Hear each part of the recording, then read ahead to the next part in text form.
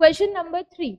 The Golgi apparatus remains in close association with the endoplasmic reticulum because जो Golgi apparatus है वो एक close association में रहता है, यानी ER के पास में रहता है। तो इसका क्या रीजन है कि सेल के अंदर जो सेल ऑर्गेनेल्स है उसमें स्पेसिफिकली गोल्जी ER के पास है।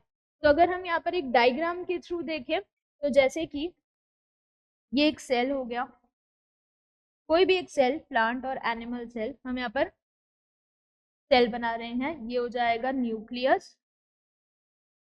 न्यूक्लियस की जो मेम्ब्रेन है वो डिसकंटिन्यूअस, यानी उसमें न्यूक्लियर पोर्स पाए जाते हैं, और जो आउटर मेम्ब्रेन होती है न्यूक्लियस की वो कंटिन्यूअस होती है with endoplasmic reticulum.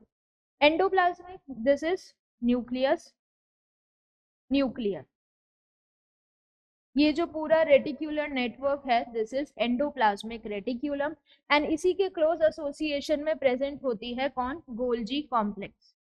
Golgi complex जैसा कि अभी हमने डायग्राम देखा, made up of flat cisternae parallel to each other, आपस में कनेक्टेड। तो ये वाला जो पिंक वाला स्ट्रक्चर है ये हो जाएगा गोल्जी बॉडी और गोल्जी कॉम्प्लेक्स।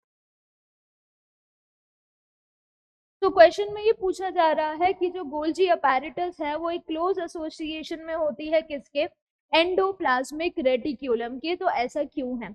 हमने देखा है कि जो भी मटेरियल एंडोप्लाज्मिक रेटिक्यूलम में बनता है, चाहे वो रफ एंडोप्लाज्मिक रेटिक्यूलम से बने या स्मूथ से बने, वो पैक होता है छोटे छोटे वेसाइकल्स की फॉर्म में, एंड फिर फाइनली वो पैक होके कहाँ पर जा रहा है?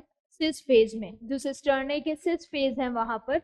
देन सिस फेज के बाद वो अंदर ल्यूमेन में जाएगा एंड मॉडिफाई होके यहाँ पर ट्रांस फेज से बाहर निकलेगा। यही पूरा अरेंजमेंट था। तभी जो भी मटेरियल्स, चाहे लिपिड्स चाहे प्रोटीन्स, जो ER से निकल रहे हैं उनको गोल्जी बॉडी में मॉडिफाई होना होता है, और इसी वजह से जो गोल्जी कॉम्प्लेक्स है वो ER के पास में प्रेजेंट होता है। तो Golgi apparatus remains in close association with the endoplasmic reticulum because option A, materials packed by Golgi apparatus are transported to ER। Option A ये बोल रहा है कि जो मटेरियल गोल्जी में पैक हो रहे हैं, यानी ये क्या इन्हें ER में भेजा जा रहा है या इन्हें ER से लेके गोल्जी में भेजा जा रहा है? डेफिनेटली ER से लेके कहां पर भेजा जा रहा है? गोल्जी में। तो ये वाला ऑप्शन गलत हो जाएगा। Option B, materials to be packed by Golgi body transported to the Golgi body from ER। ये जो लैंग्वेज है ये बिल्कुल सही है कि जो मटेरियल्स हमें गोल्जी बॉडी से पैक कराने हैं उन्हें हम ट्रांसपोर्ट कर रहे हैं गोल्जी बॉडी में, और कहाँ से भेजा जा रहा है? फ्रॉम एंडोप्लाज्मिक रेटिक्यूलम, जैसा कि डायग्राम से नजर आ रहा है। तो ये बिल्कुल सही हो जाएगा।